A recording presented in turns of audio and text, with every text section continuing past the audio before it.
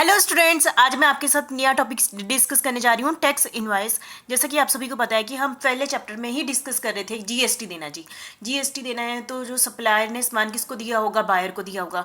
Supplier जब buyer को सामान देता है, ठीक है, और वो बायर को सामान देता है, बायर से कलेक्ट क्या करता है, जी टैक्स कलेक्ट करता है, और सप्लायर क्या करता है, गवर्नमेंट को टैक्स दे देता है। ये हमारा कंसेप्ट है। जब जो सेलर है सामान बायर को बेचता है तो वो सामान के साथ कुछ डॉक्यूमेंट भी बेचता है, जैसे आप सभी को पता है। उस डॉक्यूमेंट को, क्योंकि वही डॉक्यूमेंट प्रूव करेगा ना टाइम ऑफ सप्लाई, किस समय सप्लायर ने बायर को सामान दिया है, ठीक है। उस डॉक्यूमेंट में क्या क्या इंफॉर्मेशन होगी, ट्रेडिंग पार्टीज की दोनों कौन कौन सी पार्टी है, कौन सप्लायर है, कौन बायर है, कितनी क्वांटिटी में उसने सामान बेचा है, किस प्राइस में बेचा है, ठीक है। और इसमें सारी डिटेल, डिस्काउंट दिया है वो भी उसमें मेंशन होगा, और पेमेंट सिस्टम क्या होगा, सारा उसमें डिटेल लिखी होती है। उस जो डॉक्यूमेंट को हम क्या कहते हैं, यहाँ पर इनवॉइस कह सकते हैं, ठीक है। ठीक है, it is A primary document. ये एक पहला डॉक्यूमेंट होता है ना, आगे बहुत सारे डॉक्यूमेंट बनेंगे इस बेस पर। पहला डॉक्यूमेंट जो सामान दिया जाता है सप्लायर द्वारा बायर को, वो पहला डॉक्यूमेंट है जिसमें ये सारी डिटेल दी होती है। तो इस डॉक्यूमेंट के बेस पर ही हम इनपुट टैक्स क्रेडिट की बेनिफिट ले सकते हैं, ठीक है। मैं यहाँ पर डिस्कस नहीं करूंगी इनपुट टैक्स क्रेडिट क्या होता है, ये हम डिटेल में कर चुके हैं। ये बेनिफिट भी तभी मिलेगा यदि हमने इनवॉइस कंसेप्ट होगा, वहां पर उसके पास ये वाला डॉक्यूमेंट होगा। तो आपको पता चल गया कि आज मैं आपके साथ सिर्फ इसी पर ही डिस्कस करूंगी, टैक्स इनवॉइस क्या होता है, ठीक है।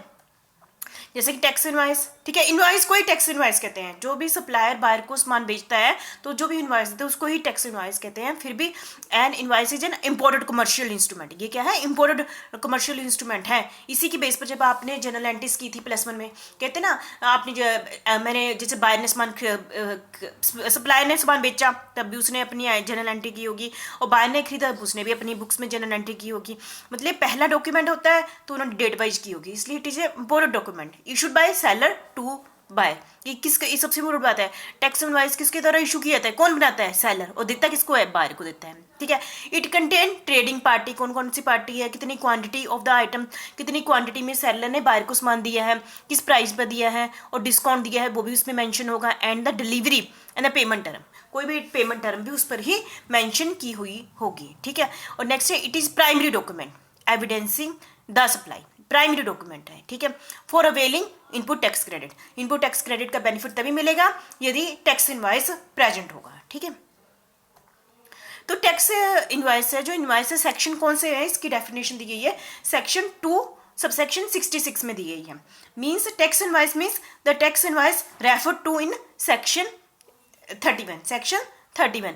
इंपॉर्टेंस ऑफ टैक्स इनवॉइस, यही इंपॉर्टेंस है। जैसे कि एविडेंस सप्लाई, ये एविडेंस होता है एक टाइप से, मेन डॉक्यूमेंट है कि सप्लायर ने बायर को सामान बेचा है, इस रेट पर बेचा है, इस क्वांटिटी में बेचा है। इसी के बेस पर दोनों अपनी जनरल एंट्रीज करेंगे, और इसी के बेस पर ही हम जीएसटी भी के लिए भी बहुत ही इंपॉर्टेंट डॉक्यूमेंट है, ठीक है।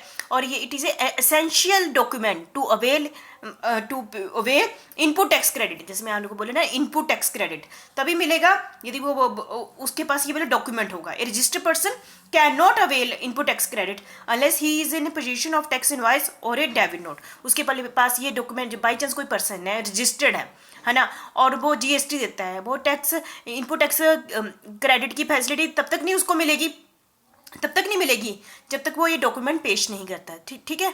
और indicator of the time of the supply, और किस ये डॉक्यूमेंट क्या बताता है, टाइम बताता है, किस टाइम पर सप्लाई की गई है। आपने अभी तक इतने सारे चैप्टर पढ़ लिए हैं, तो आप सभी को पता है कि टाइम बहुत इंपॉर्टेंट होता है। तो टाइम के बारे में भी यही डॉक्यूमेंट बनाता है। तो आपको पता चल गया इनवॉइस कितना इंपॉर्टेंट डॉक्यूमेंट है। यहाँ पर इसके मतलब कि ये कौन से सेक्शन में इसके मीनिंग बताया गया है, टैक्स इनवॉइस का मीनिंग बताया गया है section 31 of GST act, and term invoice is referred as tax invoice under GST act, ठीक है।